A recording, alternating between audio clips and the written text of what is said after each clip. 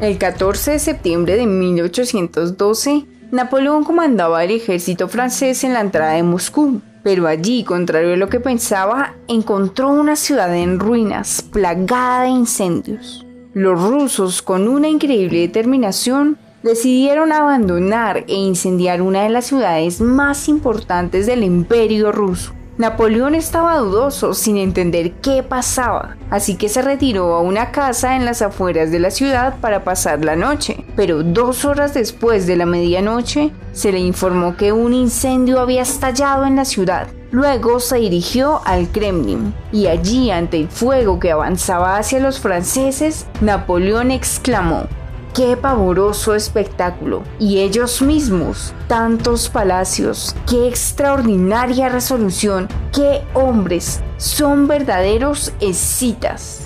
Tal desahogo hizo referencia a aquel antiguo pueblo de valerosos e inmejorables jinetes, arqueros ambidiestros, guerreros dinámicos con estrategia de guerrillas que combatieron contra los griegos, los asirios, los medos y los persas de Darío el Grande, y que ocuparon las regiones de Rusia, Ucrania y Asia Central. Pero ahora los generales rusos habían decidido privar al emperador francés de todo aquello que pudiera usar.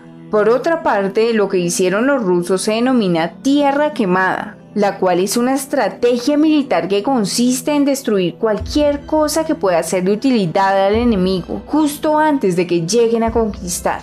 Por ello, Napoleón quedó en una situación lamentable, lejos de sus bases logísticas, con sus líneas de comunicación vulnerables. Las enormes distancias terminarían de transformar la aventura rusa de Napoleón en un completo desastre. Pero más de un siglo después, los ejércitos enemigos una vez más se alzaban sobre territorio ruso, ahora constituido en la Unión Soviética. Allí, en la frontera, la Wehrmacht esperaba obtener una victoria rápida, pero los soviéticos, siendo conscientes de las limitaciones del modo alemán de hacer la guerra, el cual solo funcionaba en distancias reducidas y en tiempos cortos, llevaron a cabo varios movimientos para la defensa de su territorio. El primer movimiento constó de un plan de movilización, el MP-41, pero esto evolucionó hacia el Plan de Defensa Estatal, el DP-41, desarrollado por el general Georgy Zhukov, y el cual se centró en una defensa elástica o defensa profunda, donde se colocaron varias líneas defensivas consecutivas, cada vez más profundas. La idea era que el ejército alemán en el este, el Ostheer, perdiera su empuje inicial en la medida que superaba cada una de las líneas defensivas, mientras que el ejército rojo o RKKA tenía una gran fuerza de maniobra que le permitiría llevar a cabo contragolpes y contraataques agresivos. Así los soviéticos no le darían ni el más mínimo tiempo de descanso a los alemanes para reponer sus fuerzas, haciendo de la campaña en la URSS una larga guerra de desgaste. Este es un tema que pueden ver en otro de nuestros videos y cuyo link les dejamos en una tarjeta en la parte superior de este video. El segundo movimiento fue que durante la invasión alemana a la URSS, Stalin vio que el avance de las tropas alemanas ponía en peligro la industria soviética y decidió emprender una campaña muy arriesgada: trasladar la industria de la parte occidental de la URSS hasta los territorios de Siberia, más allá de los montes Urales. El ambicioso traslado de las industrias parecía imposible. Desmontar completamente ciudades industriales, transportarlas junto a los trabajadores a miles de kilómetros y reconstruirlas totalmente. Fue una obra titánica, la más grande de la historia en cuanto a traslado de material e industria, y la acción geoestratégica más importante e incidente de la Segunda Guerra Mundial. Por mencionar algunas cifras, entre julio y noviembre de 1941 fueron evacuadas 1.503 fábricas, 226 en la zona del Volga, 667 a los Urales, 222 a la Siberia Occidental, 78 a la Siberia Oriental y 308 a Asia Central. La carga transportada equivalía a 1.500.000 vagones de ferrocarril. Pero para conocer todos estos datos te dejamos en una tarjeta nuestro video sobre el tema. El tercer movimiento, que iba de la mano del traslado industrial, fue precisamente la política de tierra quemada. Aunque muchas naciones emplearon tácticas de tierra quemada en mayor o menor medida, fue durante la Segunda Guerra Mundial cuando se recurrió a ellas a gran escala, como se vio durante la invasión alemana a la Unión Soviética. Allí la tierra quemada pareció verse como una estrategia militar originada de la costumbre de quemar los campos de cereales y sacrificar a los animales domésticos durante las guerras y los conflictos antiguos. Esto para frenar al enemigo y destruir cualquier otro elemento que pudiera servirle de refugio, transporte, suministro o medio de comunicación, que prestase cualquier tipo de utilidad al adversario.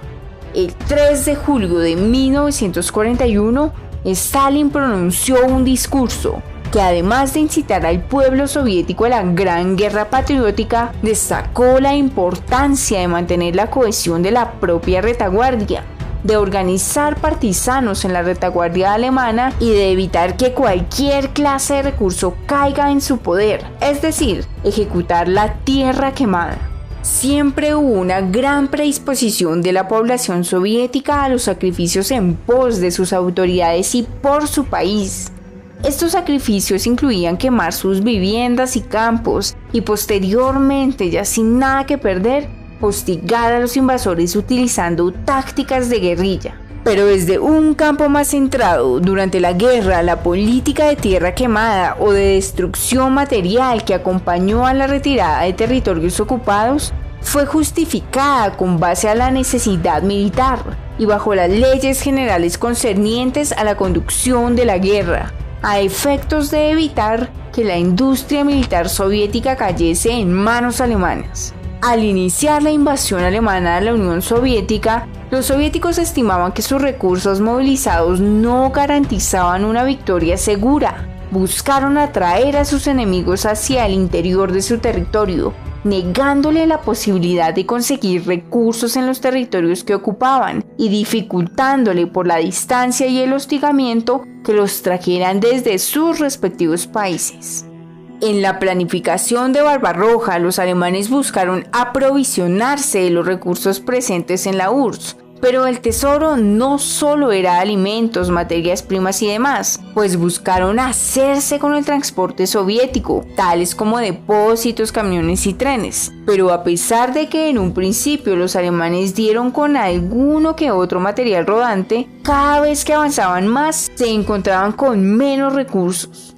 Y claro, parte de estos recursos pudieron ser utilizados por los invasores. Sin embargo, como fue mencionado, la tierra quemada junto al traslado industrial limitaba severamente la explotación enemiga de sus recursos, obligándoles a suministrarse desde una larga y delgada línea logística proveniente de Alemania, y que sufría frecuentes ataques de partisanos y el Ejército Rojo. Esto hizo que los soldados alemanes se vieran muy afectados por la falta de provisiones, debilitándolos notablemente. Pero hubo problemas. A pesar de sus mejores esfuerzos, el Consejo para la Evacuación, institución del Estado soviético creada para coordinar el traslado de la industria y su derivado, fue incapaz de trasladar todo lo de valor. Por ejemplo, en el caso de las minas del Donbass, que producía el 60% del suministro de carbón de la URSS, la evacuación fue imposible. En tales casos, el régimen soviético tenía que sobrevivir sin instalaciones y tenía que asegurar que los invasores no podrían convertir estas instalaciones, así como sus recursos, para su propio uso. Por lo tanto, los frutos dolorosamente cosechados de los planes quinquenales de Stalin tenían que ser destruidos o dejados incapacitados en el sitio. De ahí que mucha de la autodestrucción soviética se centró sobre el transporte y el poder eléctrico. Las locomotoras y sus talleres de reparación que no podían ser trasladados eran frecuentemente saboteados. Esto resultó ser importante en el clima invernal, cuando las locomotoras de fabricación alemana carecían de la protección suficiente para mantener la presión del vapor. Y por otra parte, la presa hidroeléctrica del río Dnipro fue parcialmente rota por las tropas soviéticas en retirada. Al mismo tiempo, los trabajadores quitaron o destruyeron componentes claves de las hidroturbinas y generadores de vapor a lo largo de la región. En el campo, el grado de destrucción de edificios y cosechas varió considerablemente de región en región. Así que en conjunto, la propia Rusia tuvo más tiempo para preparar tal destrucción que las partes occidentales de Bielorrusia y Ucrania. El éxito de Moscú para evacuar o destruir tanto de su desarrollo industrial duramente ganado conmocionó a los planificadores económicos alemanes. Ellos habían contado con utilizar los recursos soviéticos para hacer frente a los objetivos de producción de Hitler y a las demandas de sus propios consumidores domésticos. Las materias primas soviéticas, tales como el cromo, el níquel y el petróleo, eran vitales para continuar la producción de guerra alemana, y las fábricas soviéticas capturadas habían prometido una fácil solución para la superpoblación y escasez de mano de obra en Alemania. Además, la exitosa evacuación de las líneas ferroviarias soviéticas obligó a los alemanes a emplear 2.500 locomotoras y 200.000 vagones ferroviarios para apoyar a las tropas en el este, cuando pensaron que fácilmente se harían con el parque ferroviario soviético, y por lo tal no era necesario involucrar a su propio ferrocarril. Esto a su vez significó que los alemanes tuvieron que convertir grandes partes de la red ferroviaria capturada a su propio ancho de vía más estrecho, en lugar de utilizar el amplio ancho de vía ruso. Así, el esfuerzo de evacuación soviético preservó el potencial industrial para futuras campañas y supuso una continua e inesperada sangría sobre la economía alemana. Pero a pesar de todos los esfuerzos, una parte considerable de la planta industrial y de las cosechas cayeron en manos alemanas. El mando alemán definió sus objetivos para 1941 en términos de tomar recursos económicos adicionales, y el avance alemán trató de satisfacer estos objetivos, algo que fracasó abruptamente.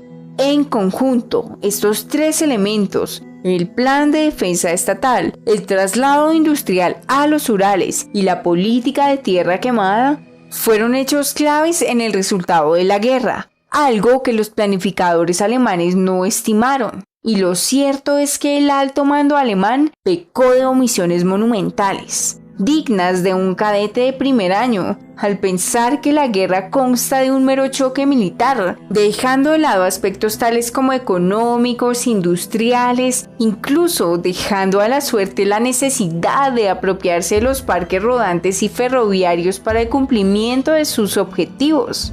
Aunque los soviéticos sufrieron muchos reveses, coloquialmente hablando, entendieron que la guerra no solo es un mero choque militar, sino que es una institución que debe amenazar todos los componentes del poder nacional, económicos, industriales y muchos más. La guerra no solo consiste en derrotar a los ejércitos enemigos, como pensaban los alemanes al buscar batallas decisivas para ganar. La guerra debe destruir los medios y la moral del rival para seguir combatiendo.